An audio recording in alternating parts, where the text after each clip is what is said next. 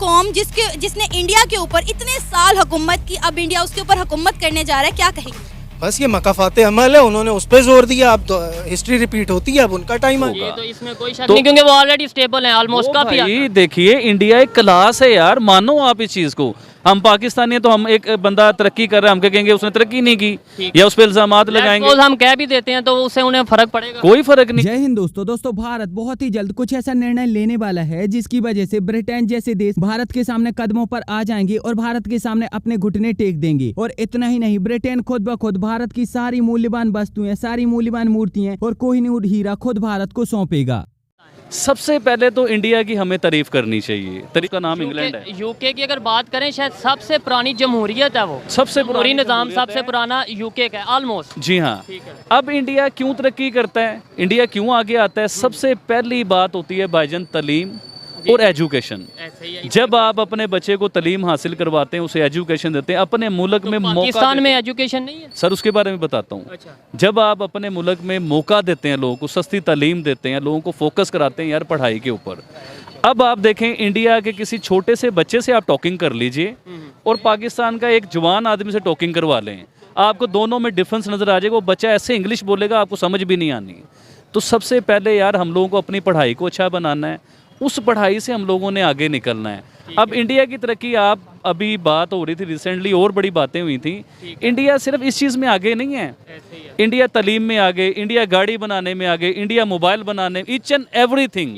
अब दरअसल आज से तकरीबन 1 महीने पहले से लेकर अब तक ब्रिटेन में इस बात को लेकर बहस छिड़ी हुई है कि भारत बहुत ही जल्द ब्रिटेन से कोहिनूर हीरा और सारी मूल्यवान वस्तुएं और मूर्तियां वापस ले लेगा। अब दरअसल ये सारी की सारी बहस तब शुरू हुई थी जबकि ब्रिटेन के नए राजा किंग चार्ल्स III और उनकी पत्नी को ब्रिटेन और ब्रिटेन की कॉलोनी जैसे कि ऑस्ट्रेलिया और कनाडा जैसे देशों का राजा और रानी घोषित किया गया था। ब्रिटेन में जब भी इस प्रकार के काम होते हैं तो ब्रिटेन की गवर्नमेंट वहां पर क्रिश्चियन धर्म के हिसाब से बड़े बड़े कार्यक्रम करवाती है और इन कार्यक्रम में देश विदेशों से मेहमान बुलाए जाते हैं और दुनिया भर के बड़े बड़े और दिग्गज लोग यहाँ पर सम्मिलित होते हैं। और फिर उन सभी मेहमानों के सामने ब्रिटेन और ब्रिटेन की जो कॉलोनी है उनके लिए नए राजा रानी घोषित किए जाते हैं। और इस बार जब ये कार्यक्रम किया गया था तो इस कार्यक्रम में भारत के प्रधानमंत्री और राष्ट्रपति को भी इन्वाइट किया गया था, लेकिन भारत की तरफ से जो भारत के उपराष्ट्रपति हैं वो इस कार्यक्रम में सम्मिलित हुए थे और पाकिस्तान के जो प्रधानमंत्री हैं वो इस कार्यक्रम में सम्मिलित हुए थे। इतना ही नहीं, कई और देशों से कई और बड़ी बड़ी हस्तियां इस कार्यक्रम में सम्मिलित हुई थीं। और इसी कार्यक्रम के दौरान ब्रिटेन के जो क्रिश्चियन धर्म के लोग हैं उन्होंने एक और बड़ा मुद्दा बना दिया था ऋषि सुनक को लेकर। और इस मुद्दे को देखकर आप खुद ही यहाँ पर समझ जाओगे कि दुनिया भर में जो हिंदू फोबिया है वो कितना ज्यादा फैल रहा है। अब दरअसल क्योंकि ब्रिटेन एक क्रिश्चियन कंट्री है और इनका सारा कार्यक्रम क्रिश्चियन धर्म के तौर पर किया जाता है और इसीलिए इस कार्यक्रम की रस्मों के हिसाब से जो ब्रिटेन के प्रधानमंत्री थे ऋषि सुनक, उनको बाइबल की कुछ लाइनें पढ़नी थी। तो इस बात को लेकर ऋषि सुनक का जो ब्रिटेन के क्रिश्चियन धर्म के लोग थे उन्होंने बहुत ही ज्यादा पुरजोर विरोध किया और साथ ही साथ उनका यहाँ पर कहना था कि एक काफे से बाइबल पढ़वाने की जरूरत ही क्या थी। और मैं यहाँ पर जानता हूँ कि ये जो काफे शब्द है ये काफी ज्यादा सुना सुना लगता है और पाकिस्तान के लोग हमेशा भारत के हिंदुओं से काफिर काफिर कहते हैं और उनकी बेइज्जती करते हैं, लेकिन ये शब्द केवल पाकिस्तान तक ही सीमित नहीं है बल्कि दुनिया के बड़े बड़े और विकसित देशों में हिंदुओं के लिए ये शब्द उपयोग किया जाता है। उन लोगों से काफिर काफिर कहकर बोलते हैं। और इस्लाम, क्रिश्चियन और कई और ऐसे लोग होते हैं जो कि किसी भी धर्म को नहीं मानते और इन लोगों के द्वारा हमेशा से ही हिंदुओं को काफिर कहकर बुलाया जाता है ताकि हिंदुओं की बेइज्जती हो सके। खैर ये सब छोड़कर अगर हम मुद्दे पर वापस आते हैं तो जो ब्रिटेन की नई महारानी थी उन्होंने अपने मुकुट से कोहिनूर हीरा को हटाने का फैसला किया। उनका कहना था कि हम क्वीन एलिजाबेथ के जैसे अपने मुकुट में कोई कोहिनूर हीरा नहीं लगाएंगे। और बस ये सारी बातें सुनने के बाद तब से लेकर आज तक ब्रिटेन की मीडिया में एक ही बहस चल रही है कि हो ना हो भारत एक बहुत ही बड़ी प्लानिंग कर रहा है और इस प्लानिंग के तहत भारत ब्रिटेन के साथ कुछ ऐसा करेगा कि जिसकी वजह से ब्रिटेन मजबूर हो जाएगा और मजबूरी में आकर ब्रिटेन को सारी भारत की जो जरूरी मूर्तियां हैं और जरूरी चीजें हैं, कोहिनूर हीरा है, वो वापस भारत को लौटाना ही पड़ेगा। लेकिन महारानी के मुकुट में कोहिनूर हीरा न लगाने की जो मेन वजह बताई जा रही है वो कुछ अलग ही है। कई लोगों का कहना है कि जो कोहिनूर कोहिनूर हीरा है वो इतिहास से ही एक श्रापित हीरा रहा है और इसीलिए इस हीरे में ये शराब था कि इसे कोई भी पुरुष धारण नहीं कर सकता या फिर अपने मुकुट में नहीं लगा सकता। अगर वो लगाएगा तो उस इंसान की मौत हो जाएगी। और बताया जाता है कि इतिहास में ये सारी चीजें सच होते हुए भी दिखाई दी हैं और इसीलिए ब्रिटेन के राज में हमेशा केवल और केवल महारानियों ने ही इस कोहिनूर हीरा को अपने मुकुट में धारण किया है। लेकिन अब कुछ खबरें निकल कर आई हैं और जिसके अनुसार ये पता चला है कि ये जो कोहिनूर हीरा है वो केवल पुरुषों के लिए ही शरापित नहीं है बल्कि महिलाओं के लिए भी शरापित है। और ब्रिटेन के राजघराने में ब्रिटेन के लोगों ने इन सारी चीजों को देखा भी है और इसी की डर की वजह से जो ब्रिटेन की नई महारानी है वो अपने मुकुट में कोहिनूर हीरे को धारण नहीं कर रही। हालांकि ये बात पूर्णतः सच है या फिर गलत है इसके बारे में मैं यहाँ पर आपको कोई भी बात नहीं कह सकता। लेकिन ब्रिटेन की मीडिया में पिछले 1 महीने से लेकर आज तक केवल और केवल इसी मुद्दे पर बहस चल रही है और ब्रिटेन की मीडिया का कहना है कि अगर भारत हम पर दबाव बनाएगा और भारत हमसे जबरदस्ती करके ये सारी चीजें ले लेगा तो कल के दिन दूसरे देश भी हमारे सामने खड़े हो जाएंगे कि हमारी सारी चीजें हमें वापस लौटाओ और फिर दुनिया भर के सारे देशों को हमें उनकी चीजें वापस करनी पड़ेंगी। तो ऐसे में ब्रिटेन का वजूद नहीं रहेगा। अब यहाँ पर आप एक बात जरूर सोच रहे होंगे कि दुनिया भर से मतलब क्या है, क्या ब्रिटेन ने दुनिया भर के देशों में चोरी की है? तो देखो ये बात बिल्कुल सही है। ब्रिटेन ने अर्जेंटीना, ग्रीस और इजिप्ट जैसे देशों के साथ साथ दुनिया के हर उस देश से चोरी की है जो कि ब्रिटेन की कॉलोनी था। और तो और ब्रिटेन दुनिया का इतना बड़ा चोर देश है कि दुनिया भर की कई भाषाओं में तो ब्रिटेन ने चोरी शब्द में ही परिवर्तन करा दिया ताकि कोई भी इन्हें चोर ना कह सके। ब्रिटेन ने इतिहास में जिस जिस देश पर राज किया है और ब्रिटेन को वहां पर जो जो अच्छा मिला है ब्रिटेन ने उस सारी चीजों को उठाकर या तो फिर दूसरे देशों में बेच दिया और उससे पैसे कमाए या फिर उन सारी चीजों को उठाकर ब्रिटिश म्यूजियम में भेज दिया। इजिप्ट तो ब्रिटेन पर भारत से भी ज्यादा दबाव बना रहा है और ब्रिटेन से बार बार ये मिन्नतें कर रहा है कि हमारा जो भी सामान है हमें वापस लौटा दो। लेकिन इसके बावजूद भी ब्रिटिश गवर्नमेंट का यहाँ पर कहना है कि हम ये मानते हैं कि हमने इतिहास में आपके यहाँ से चोरी की थी और आपके यहाँ का बहुत सारा सामान हमारे म्यूजियम में है, लेकिन फिर भी हम वो सारा सामान आपको वापस नहीं करेंगे। अब देखो ब्रिटेन के सामने अर्जेंटीना, इजिप्ट और ग्रीस जैसे देश बहुत ही ज्यादा छोटे हैं और अगर ब्रिटेन चाहे तो इनको अनदेखा भी कर सकता है या फिर डरा धमका के भी चुप करा सकता है। लेकिन अगर सोचो कि भारत ने ब्रिटेन पर कोई दबाव बनाना शुरू कर दिया और भारत ने अपनी सारी जरूरी चीजें, मूर्तियां और कोहिनूर हीरा को मंगाना वापस से शुरू कर दिया तो फिर ऐसे में ब्रिटेन के पास इतना पावर नहीं होगा कि वो भारत को चुप करा पाए या फिर भारत को अनदेखा कर पाए। और ये ब्रिटेन के सामने एक बहुत ही बड़ी समस्या बन जाएगी क्योंकि आज वक्त पूरी तरह से बदल चुका है। ना तो आज वो ब्रिटेन है जो कि भारत पर राज किया करता था और भारत के लोगों को मारता पीटता था और भारत की आवाज को दबा देता था। आज भारत ब्रिटेन से शक्तियों के मामले में भी बहुत ही ज्यादा आगे है, अर्थव्यवस्था में भी बहुत ही ज्यादा आगे है, क्षेत्रफल में भी आगे है, जनसंख्या में भी आगे है और ब्रिटेन से कई और चीजों में बहुत ही ज्यादा आगे है। और तो और आप देख सकते हो कि ब्रिटेन का हालत कैसा हो चुका है। ब्रिटेन में लगातार मंदी आती जा रही है। इतना ही नहीं, ब्रिटेन खुद कई मायनों में भारत पर निर्भर है। ब्रिटेन की अर्थव्यवस्था लगातार नीचे गिर रही है, ब्रिटेन में मंदी भी आ रही है और इस सब के बावजूद अगर इनने भारत को गुस्सा कर दिया या फिर भारत से अपने संबंध खराब कर लिए तो ये ब्रिटेन के लिए एक बहुत ही खराब बात होगी क्योंकि आज के समय में ब्रिटेन के लिए भारत बहुत ही ज्यादा जरूरी है। और हो भी सकता है कि भविष्य में जो ब्रिटेन की मीडिया है उनकी बात सही निकल जाए और भारत कुछ ऐसा फैसला ले जिससे कि ब्रिटेन मजबूर हो जाए और ब्रिटेन को सारी की सारी चीजें वापस लौटानी पड़े। हालांकि फिलहाल तो भारत सरकार की तरफ से ऐसा कोई भी फैसला नहीं लिया गया है और ऐसा कोई भी काम नहीं किया जा रहा है, लेकिन कुछ कह नहीं सकते क्योंकि भारत सरकार एक न एक दिन अंग्रेजों से सारी की सारी चीजें वापस लेकर तो रहेगी ही।